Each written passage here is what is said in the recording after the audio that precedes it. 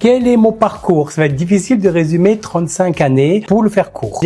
À l'origine, j'étais coiffeur. J'ai dû arrêter parce que je faisais une allergie aux produits. Ensuite, j'ai commencé à faire les paquets cadeaux dans une parfumerie à Strasbourg. À l'époque, il n'y avait pas de garçons dans les parfumeries. J'ai été recruté par le salon coiffure où je travaillais avant parce qu'il y avait une parfumerie au rez-de-chaussée. Et ensuite, j'ai été recruté par Estée Lauder. J'ai eu la chance qu'Estée Lauder me finance mon école de maquillage à Paris dans le 11e et je suis devenu le senior make-up artist de la marque en France. Mon job, c'était d'être le porte-parole pour la presse française, ce qui veut dire bien sûr les interviews, les shootings photos. J'ai fait de la télé, de la formation et j'ai accompagné des célébrités. Voilà, je l'ai fait en très peu de temps.